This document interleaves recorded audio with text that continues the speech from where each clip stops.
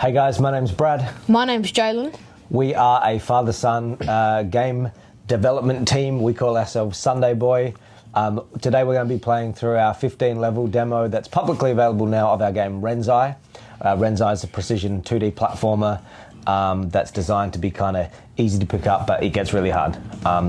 We're really inspired by like Super Meat Boy and Celeste and whatnot. They're some of our favourite platformers. Yeah, we've been working on this game for about a year now. Jalen does all the programming, the coding. I do the art and the music, and we sort of design the levels together, make tweaks in that together. So, shall we begin? Yeah, let's start. So, you'll come up to, but when you start the game, you'll see an explanation of the controls very quickly.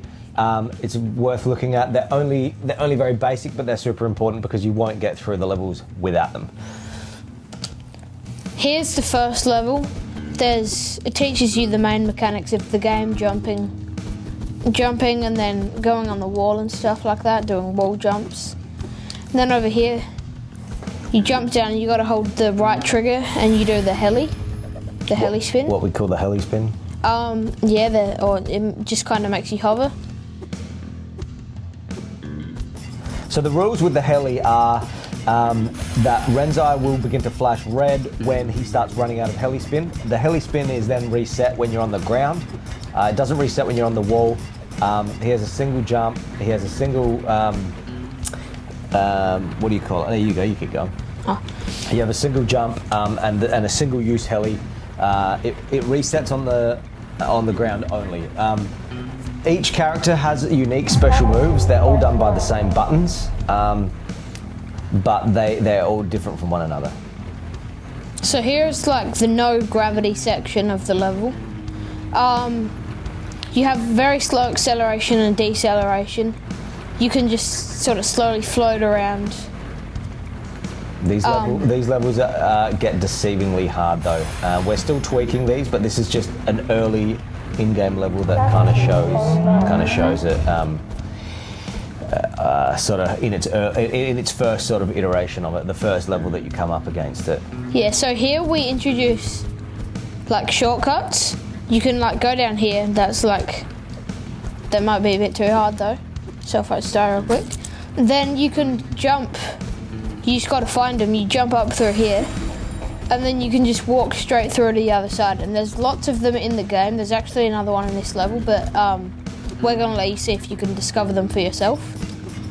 Using shortcuts won't necessarily get you out of things being difficult. It's just that when you're going to speed run, if you know all the shortcuts, that's going to be where it gets super beneficial to know where they are. Do you want to talk about here with the duck jump and?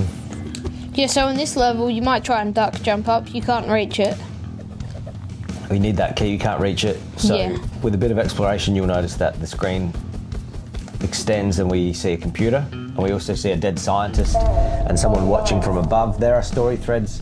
There are no story beats in the demo, but you will notice that there are parts of the story without any explanation in the demo. So things happen in this area, and things begin to get explained. But you go. Yeah. So then you turn on the computer, and the fan symbols are on. And if you notice as well, there was another key here that I picked up. So we introduced a second key, so you need to collect 2 keys to beat the levels now. And now here the fans turn on. If you jump through, nothing happens. But when you do like a heli through, you start floating upwards, which can be, it's like to get up a lot higher. And that's how you get the key in this room. Do you want to? Yeah, I'll have a go, yeah. So this, again, like these levels are incrementally going up by 4 or 5 levels at a time. So you'd already be quite a bit through the game by the time you get to this level. But again, this is where the heli timer matters. If you try to go all the way up and through, you're going to just fall down. You need to hit the ground to reset that. So you have these little recesses there where Renzye can have a little stop and get into. Again, there are shortcuts in even this level, I believe, and you've just got to take the time to find them. Yeah. In this level, you use your coyote jump a bit more to jump, over that gap. And your jump variables. So this is where your jump variables and your duck jump getting out of here. And this is probably one of the first levels where it starts to get really difficult with those secondary and tertiary hazards. As you come through and go from spot to spot, you actually need to start really looking ahead to what's happening. You clear this gap here, you straight away got another hazard. You jump up here, you're just going to need to stop and think about what to do. We're going through these levels kind of quickly, but there will be, the first time you get up to this level, I dare say 50 plus deaths. And we're going to put a death counter and a speedrun timer in this game as well. We'll talk about the pill. Yeah, so here, this is where the pill is introduced in the demo. It's introduced a tiny bit earlier in the main game. But as you can see, Renzye is now flashing red when he helis, which means... Green, sorry. He's flashing green when he helis now, which means you have infinite heli. So as you can see here, like normally you just start flashing red and then you'd die. Like you'd fall off, you'd fall down. But with the pill, you start flashing green and you can heli forever until you touch the ground. So that's good for like longer levels. And it's not always necessary to get the pill. Renzye's the only one so far that has a power pill. And even here, you don't necessarily need it, but it just makes it easy because then it turns that timer off. You don't have that intense red flashing that makes you panic. You can take your time on the heli. But once, as Jalen said, once your feet hit the ground, the pill's effects are over and it's back to a regular 3. Is it a 3-second heli? Is that how long the heli lasts? Yeah, I think it's about 3 seconds. And that's total time. If you can tap it, but it's a total time of while you're heliing until you hit the ground and reset it. This is Renzye's last. This is currently about level 25 in the actual game. By the time the game comes out, it might actually be up around level 30. But you'd already be a pretty far way through the game, and this is the end of Renzye's first chapter. So this is a longer level. Most of our levels are a single screen or a horizontal, 2 horizontal or 2 double. This is a 2x2, so effectively a 4-room level. There are no checkpoints, and yeah, basically what that then goes into is some cutscenes where the next player is revealed. How he's related, we'll maybe leave that. But this is Kinsei. Do you want me to do it? Yeah, sure. He's one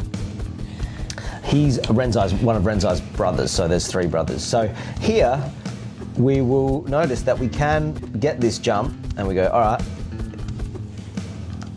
that's a hard jump to make, but if we just jump like we did with Renzye and we press our special ability button, nothing happens. So we don't spell it out for the player, but up here, what we will discover is that when we go up here, this is a much, much bigger jump. So obviously that's going to give us some clues as to what he does. So if we jump and press the ability button, he'll do an air dash, but he still doesn't make it. So then I guess it's left to the player to go ahead and discover that Kinsei actually has a dash and a double jump. So you can jump, jump, dash, jump, dash, jump, or whatever combination, and that's how his gameplay works. As you progress with Kinsei, you can see that now it starts to get to the point where you need to string them together more strategically, and you realise in this level in particular, or by this level, that he can dash in all 4 directions. We did ponder putting a diagonal dash in, but it feels like for this game, the diagonal dash is not really necessary. That might change, who knows? But certainly a constant combination of double jumps and dashes is absolutely needed, and these variable jumps. Let me do this one. Yeah. Are you good? And a combination of variable jumps. So if I hold the jump button versus tapping the jump button, that becomes super important. So and we can like kind of stall to get on these timed lasers. And again, this is where we start to see a lot of mixed sort of one hurdle after another happening. and the gameplay definitely starts to get a little more intense.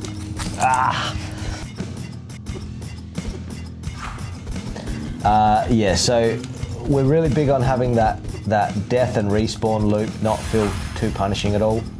You want to be able to get up and go, man, I was so close to making that, and getting straight back in it again. Before you have time to sit there and get frustrated, you just straight back off again.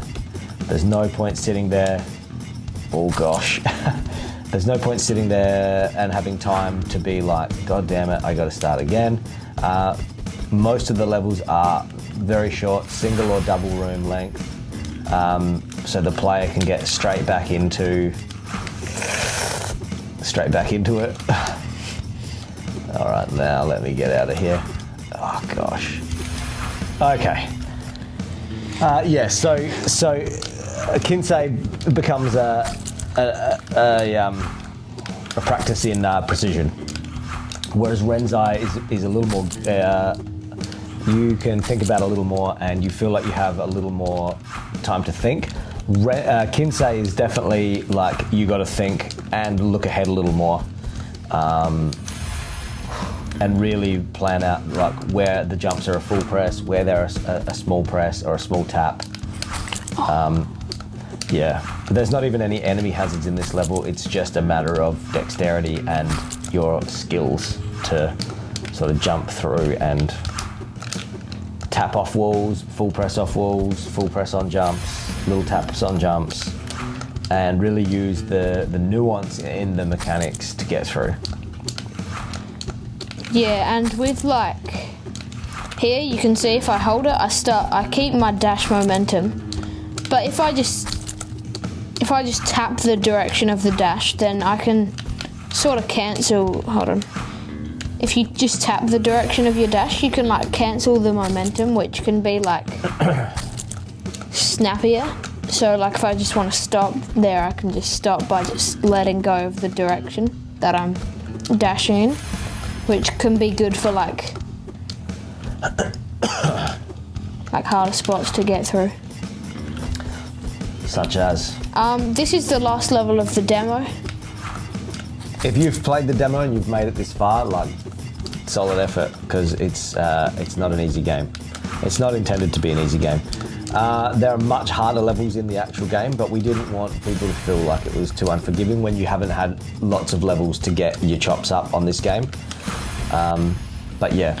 Anyway, that's the end of the 15 level demo. I challenge you to have a go at that. I think it's not as easy as people think it will be. Or if you're a seasoned platformer and you find Celeste and Super Meat Boy like pretty casual, pretty cruisy, then maybe it will be very easy for you. But it's been awesome for us to watch people play it and watch them get better as they play. People that aren't necessarily like great or like 2D precision platformer enthusiasts. It's just been awesome to watch people through repetition and through that quick, forgiving nature of the deaths and respawn get better at the game. I think we've watched quite a few people play it, and we've made a lot of changes from watching people play it. Yeah. And we've really worked hard on the precision, and full credit to Jalen for that, because he's the one doing all the programming, and we basically make observation. It's Jalen's job to translate that into code, which he's done an incredible job of for an 11-year-old, for an any year-old. But Jalen's being 11 is, yeah, I'm very proud as a dad and just in general. So please play our game. It's on itch and on Newgrounds. Follow us on Sundae Buoy on Instagram, Blue Sky, X, and obviously please follow this YouTube channel. It's all pretty new. So yeah, we appreciate the support. Yeah. Thanks for watching, and we'll have some updates soon. Bye. Bye.